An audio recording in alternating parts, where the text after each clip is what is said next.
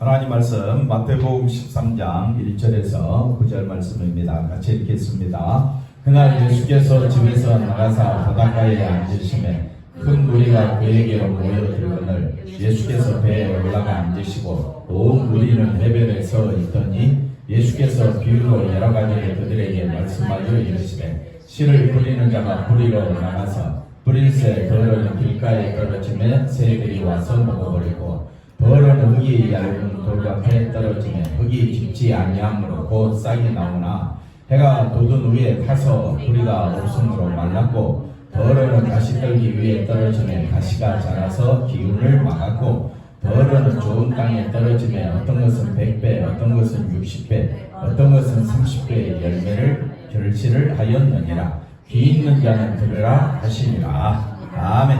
할렐루야. 하나님의 큰 은혜가 넘치길 바랍니다. 자, 씨 뿌리는 비유 오늘 첫 번째 시간입니다. 새 3주간에 걸쳐서 씨 뿌리는 비유에 대해서 살펴보도록 하겠습니다. 자, 지난 시간에 우리가 무엇을 배웠느냐면 예수님이 말씀합니다. 새로운 가족관계를 말씀합니다.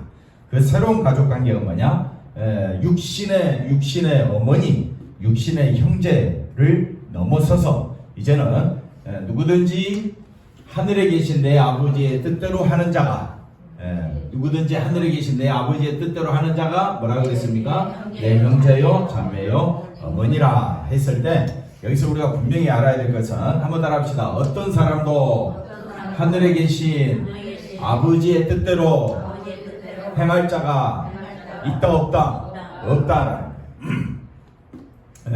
하나님의 뜻대로 행할 자가 이 땅에 어떤 사람도 하나님의 뜻대로 행할 자가 없지만 하나님께서 성령을 보내신 사람은 성령을 받은 사람은 우리가 하나님을 알고 하나님이 우리를 아신 바 되어서 저와 여러분이 성령 받은 사람은 누구 뜻대로 살아간다? 하나님의 뜻대로 살아가게 된다. 그러면 하나님의 뜻은 뭐라 그랬습니까? 예수 그리스도를 믿는 일이라 했습니다. 예수 그리스도를 믿는 것이 누구 뜻이다? 하나님의 뜻이다. 그럼 예수 그리스도를 믿는다라고 이야기할 때는 나는 죄인 중에 죄수요 진노받아 마땅하고 하나님과 원수된 자다. 나는 죽은 자입니다. 나는 내게서 선한 것이 나올 수가 없습니다. 나는 의로움이 없습니다. 선함과 의로움과 진실함 오직 예수님 안에만 있습니다. 이걸 믿는 자가 누구만 바라보게 되느냐? 예수님만 바라보게 되고 교회 안에서도 누구만 드러낸다고요? 예수님만 드러내는 그 사람이 성령 받은 사람이다. 성령 받았다라고 했었을 때 뭐 부들부들 떨거나 아니면 뭐 뜨거운 뭐 그런 열이 나거나 아니면 뭔가 특별한 어떤 능력을 행할 것으로 생각하지 마시고 성령은 오셔서 죄에 대해서 의에 대해서 심판에 대해서 우리를 마하신다 그랬어요. 책망하시는. 그래서 회개케 하시고 우리 인간의 본질을 깨닫게 하는 것이 누가 하시는 일이냐? 성령이 하시는 일이다. 자, 그래서 예수님 말씀한 새로운 가족관계는 하나님의 뜻은 하나님이 보내신 누구를 믿는 것이다? 아들을 믿는 것이다. 그러나 우리는 누구 뜻대로 살아간다? 우리는 누구 뜻대로 살아가요? 자기 마음대로 살아가요. 그러니까 자기 마음대로 살아가는 우리가 예수님 앞에서 나는 죽었다라고 고백하는 것은 말도 안 되는 이야기입니다. 내가 예수님 앞에 와서 나는 오직 예수님만 바라보겠습니다. 나에게서는 선한 것이 없습니다.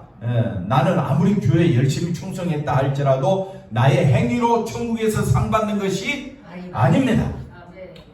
천국에서 상은 오직 생명 그 하나로 족합니다. 그래서 자기 뜻대로 자기 마음대로 본성대로 살아가는 사람에게는 예수님을 바라보고 예수님을 의지한다는 것은 어떤 일이다? 불가능한 일이다. 근데 누가 오셔서 성령이 오셔서 우리 뜻대로 사는 우리들을 이제는 뭐라고 이야기하느냐? 하나님의 뜻대로 살도록 하신다. 그래서 오늘 이 말씀을 우리가 오늘 이제 마태복음 13장 씨 뿌리는 비유로 왔잖아요. 씨 뿌리는 씨를 뿌립니다. 뿌리는데 첫째 무슨 밭이 있었다 그랬죠? 돌밭, 그 다음에 또 길가, 그 다음에 또 가시나무. 이게 자기 뜻대로 살아가는 인간의 본질을 설명하는 단어입니다. 이해가 되시겠습니까? 그러니까 자기 뜻대로 아무리 씨를 뿌려도 길가, 그 다음에 돌짝바, 흙이 얇은 돌짝바, 그 다음 뭐라 그랬어요? 가시나무. 여기에 뿌려진 씨앗들은 어떻게 되느냐? 바로 인간의 본성을 말해준다. 인간의 마음. 그러니까 인간의 마음으로는 자기 스스로 열매 맺을 수 있다 없다? 없다. 근데 누가 오셔서? 성령이 오셔서 예수님 오시고 예수님이 성령을 보내주심으로 하나님의 뜻은 뭐라 그랬습니까? 하나님이 보내신 아들을 믿는 것이 좋은 밭이다.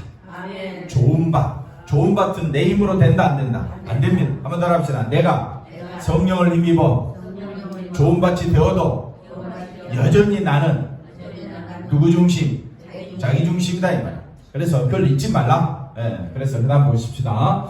예수님이 말씀한 새로운 가족관계. 그래서 새로운 가족관계는 제자들은 이 당시만 해도 예수님 앞에서 행위로 봤을 때는 도무지 이 사람들은 예수님의 가족관계가 될 수 없었다. 될 수 없는데 행위를 보지 않는다.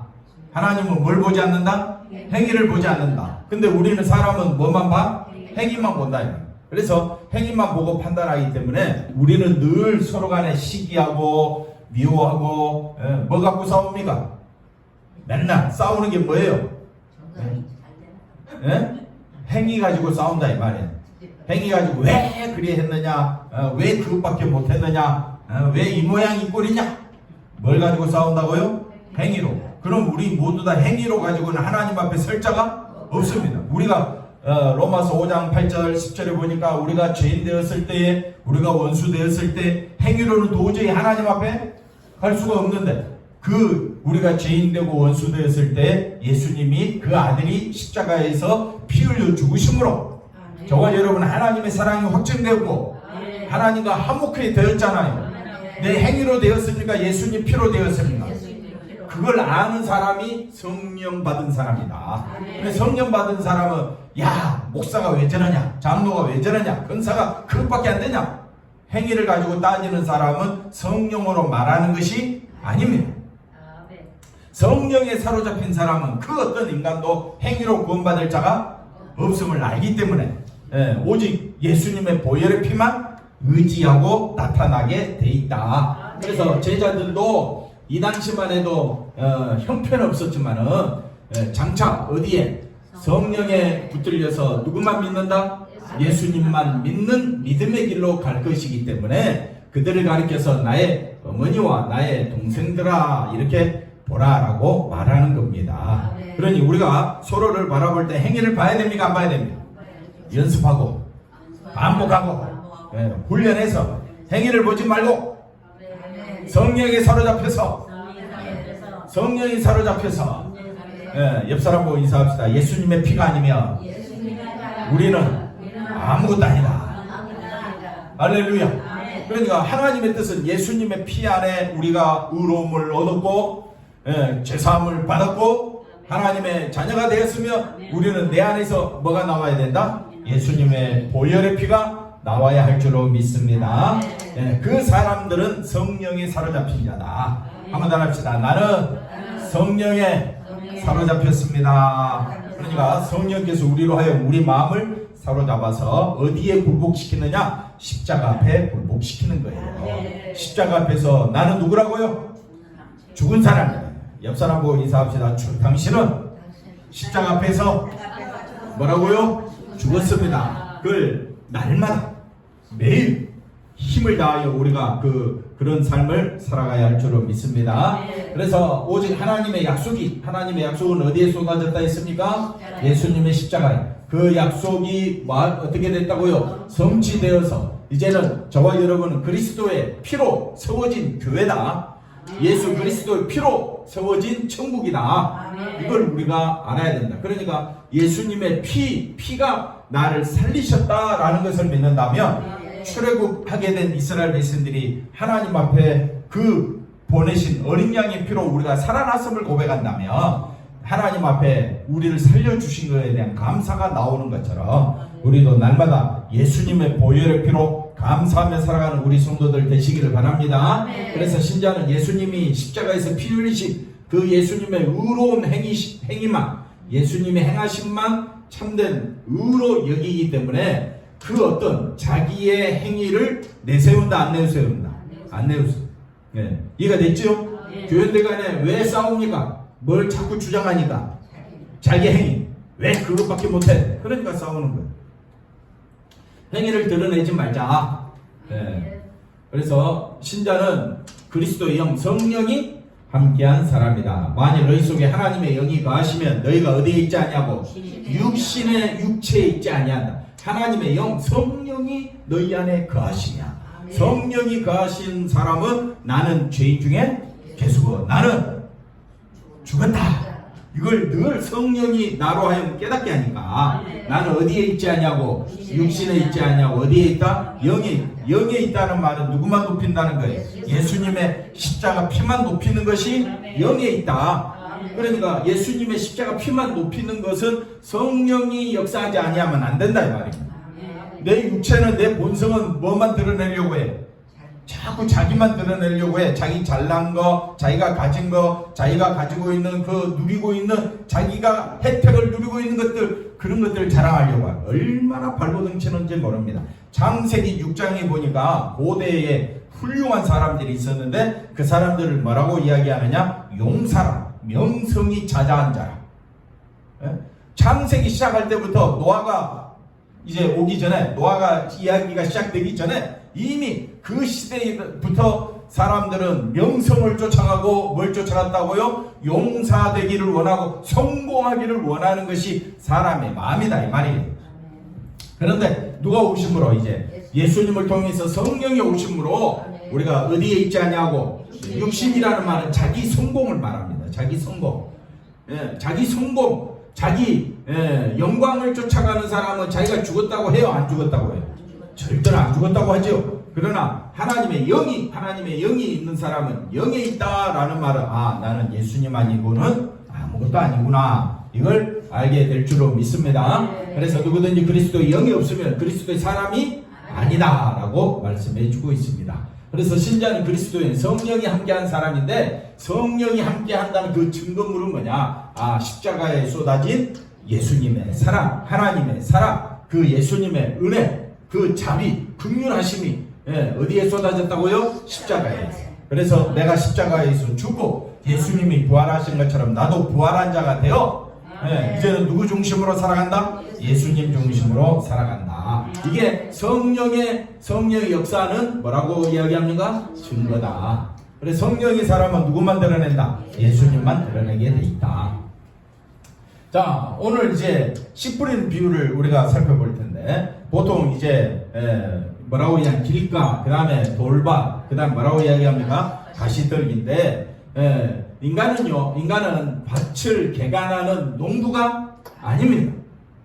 인간은 뭐라고요? 밭 그 자체다. 이거 분명히 아셔야 됩니다. 한번 따라합시다. 내가 30배, 60배, 100배 열매 맺어야지. 아니라고요. 왜? 나는 뭐라고요? 밭 그 자체예요. 그러니까 나는 열매 맺을 수 있다 없다? 없다라는 거예요. 근데 자기를 뭘로 여기니까 밭을 개간하는 농부가 아니라, 이렇게 하면 조금 이해가 되겠네요. 인간이 밭을 개간하는 농부가 아닙니다. 씨를 뿌리는 분은 하나님입니다. 왜? 씨는 하나님 말씀이기 때문에. 하나님 말씀을 우리 마음밭에 뿌려주는 분은 누굽니까? 하나님이시다, 예수님이시다. 그러니까 인간이 밭을 개간하는 농부가 아니라 인간은 뭐라고요? 밭 그 자체다. 한번 따라합시다. 나는 길가다. 나는 돌밭이다. 나는 옆에 그렇게 보면 돼요. 당신은 어디에 지배 아래 있다? 사단이 즉시 와서 뺏어가 버린다 이 말이야. 그러니까 나는 사단이 왜 뺏어가느냐? 말씀이 너무 좋은데 사단이 뺏어가 버린다. 말씀이 생명인데 사단이 뺏어가 버린다. 그 말은 뭐냐면요, 저와 여러분은 어디 지배 아래 있다? 사단의 지배 아래 있다 라는 것이 길가입니다. 그 다음에 환난과 박해가 끊임없이 우리에게 일어납니다. 왜? 이것이 무슨 밭이라 했어요? 돌밭이다. 그러니까 나는 늘 환난과 박해가 있다는 말은 자기를 드러내려고 하니까 다른 사람과 피치 못하게 말 수밖에 없느냐? 결투할 수밖에 없고, 학교에서 1등 하기 위해서 서로 피 터지게 싸우고, 회사에서도 또 기업 간에도 나라 간에도 어떻게 합니까? 계속해서 자기 나라 자국 이익을 위해서 얼마나 수많은 사람들이 힘쓰고 애쓰느냐.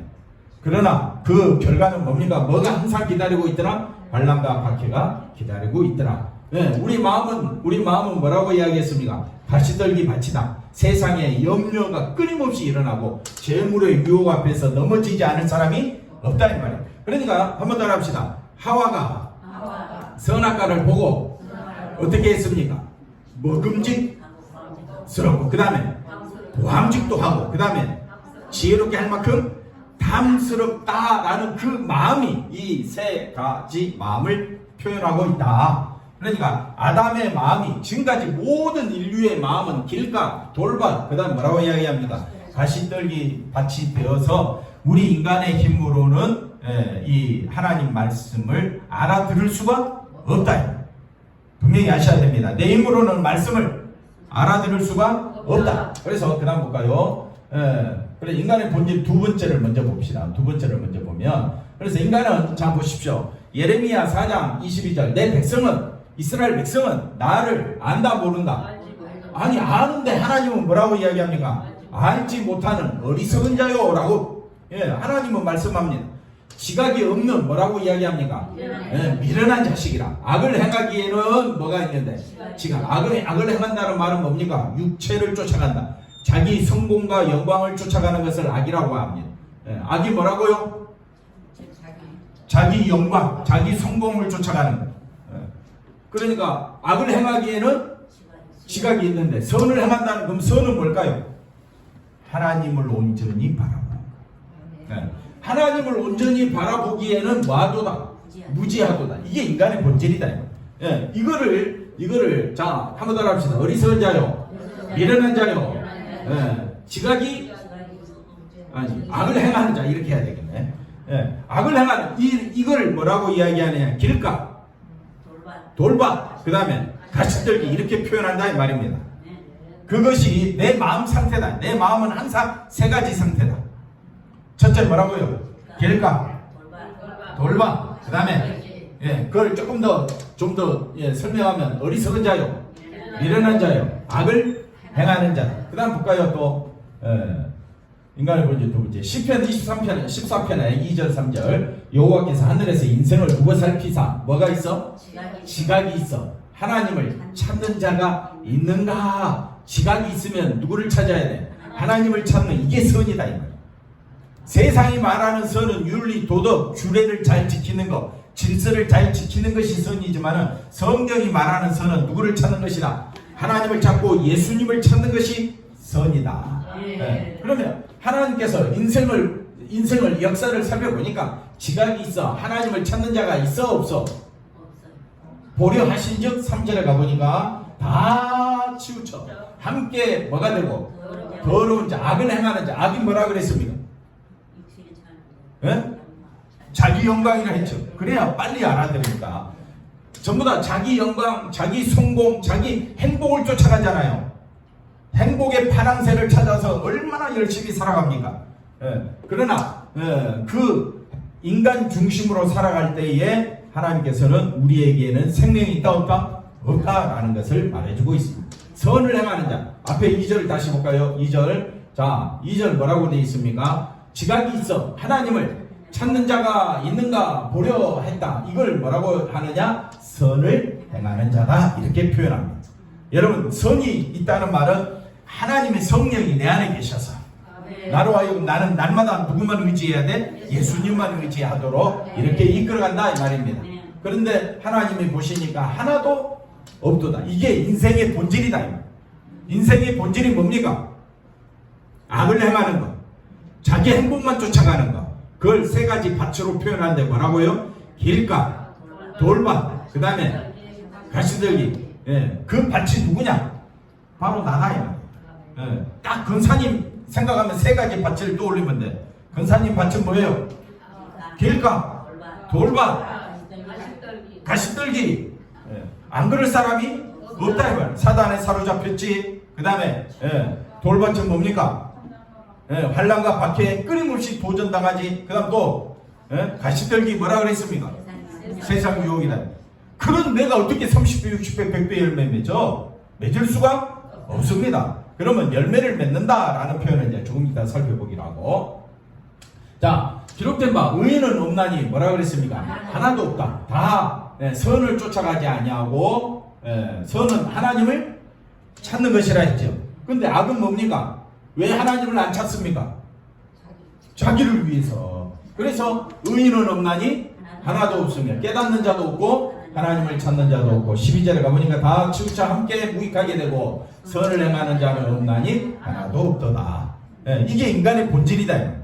그런 인간에게서 무슨 하나님 30배 60배 100배 축복 주세요 말씀을 가지고 장난치고 있다.